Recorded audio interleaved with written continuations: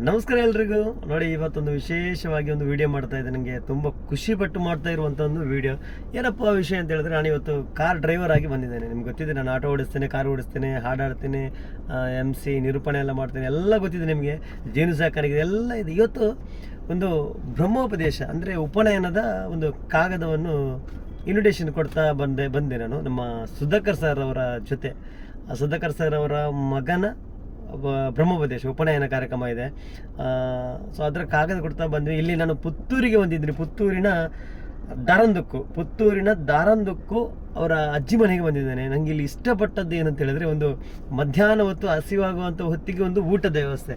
ತುಂಬಾ ಖುಷಿ ಆಯ್ತು. ಇವತ್ತಿನ ಸ್ಪೆಷಲ್ ಊಟ ಏನಿರ್ಬೋದು ಅಂತ ನೀವು ಗೆಸ್ ಮಾಡ್ತಾ ಇರಿ. ನಾನು ಇಷ್ಟೊಂದು ಹೇಳ್ತಾ ಇದ್ದೀನಿ ಅಂತ ಹೇಳಿದ್ರೆ ಆ ಊಟದ ಬಗ್ಗೆ ಬೇರೇನಿಲ್ಲ, ಅನ್ನ ಮತ್ತು ಅಂದರೆ ಕುಚ್ಚಲಕ್ಕಿ ಅನ್ನ, ಅದ್ರ ಜೊತೆಗೆ ಮಾವಿನಕಾಯಿ ಇದೆಯಲ್ಲ, ಹಣ್ಣಾದ ಮಾವಿನಕಾಯಿ, ಅದರ ಒಂದು ಗೊಜ್ಜಂತೆ. ಅವ್ರು ಗೊಜ್ಜು ಅಂತ ಹೇಳ್ತಾರೆ, ನಾವು ತುಳುವಲ್ಲಿ ಚಂದುರ್ಲಿ ಆ ಥರ ಏನೋ ಹೇಳ್ತೇವೆ.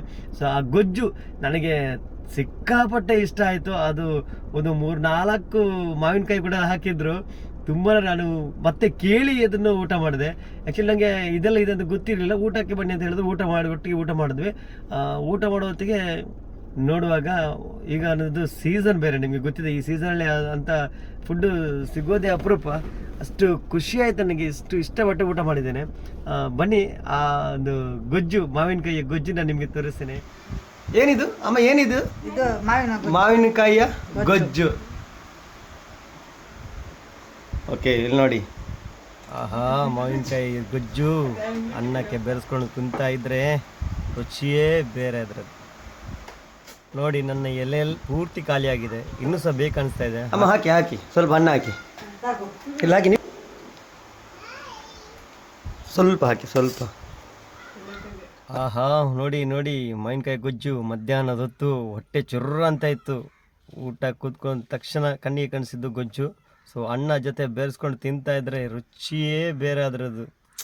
ಇವತ್ತಿನ ಊಟದ್ದು ಸ್ಪೆಷಲ್ ಐಟಮ್ ಇದು. ಮಾವಿನಕಾಯಿ ಇದೆ ನೋಡಿ.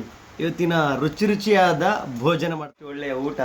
ಹೊಟ್ಟೆ ತುಂಬ ಊಟ ಮಾಡಿದ್ದೇನೆ ಈ ಮಾವಿನಕಾಯಿಯ ಗೊಜ್ಜಿನಿಂದ. ಅದ್ಭುತವಾದ ಒಂದು ಮಾವಿನಕಾಯಿ ಗೊಜ್ಜು ಮಾಡಿದ್ದಾರೆ. ಇವತ್ತಿನ ಮಧ್ಯಾಹ್ನದ ಮೃಷ್ಟಾನ್ನ ಭೋಜನ ಅಂತ ಹೇಳಿರೋದು ತಪ್ಪಾಗಲಿಕ್ಕಿಲ್ಲ. ಸೊ ಊಟದ ಸವಿಯನ್ನು ಸವಿತಾ ನೋಡಿ. ನಮ್ಮ ಪುಟ್ಟ ಇದ್ದಾರೆ, ಅನುರಾಗ್ ಅವರಿದ್ದಾರೆ. ಈಗ ಅನುರಾಗ್ ಅವರ ಊಟ ಹೇಗಿತ್ತು? ತುಂಬಾ ರುಚಿಯಾಗಿತ್ತು. ಹೌದಾ? ನಿಮ್ಮ ಕೈಯಲ್ಲಿ ಏನದು? ಮಾವಿನಕಾಯಿ. ಮಾವಿನಕಾಯಿಯ ಗೊಜ್ಜು. ಊಟ ಸೇರ್ತಾ ನಿಮಗೆ? ಹೌದಾ? ಇಷ್ಟ ಆಯಿತು? ಕಾಟು ಮಾವಿನಕಾಯಿಯ ಗೊಜ್ಜು ನೋಡಿ. ಮಾವಿನಕಾಯಿ ಚೀಪ್ತಾ ಇದ್ದರೆ ಆಹಾ, ಎಂಥ ರುಚಿ! ಇದು ಇಂಥ ರುಚಿ ಎಲ್ಲೂ ಸಿಗಲಿಕ್ಕಿಲ್ಲ.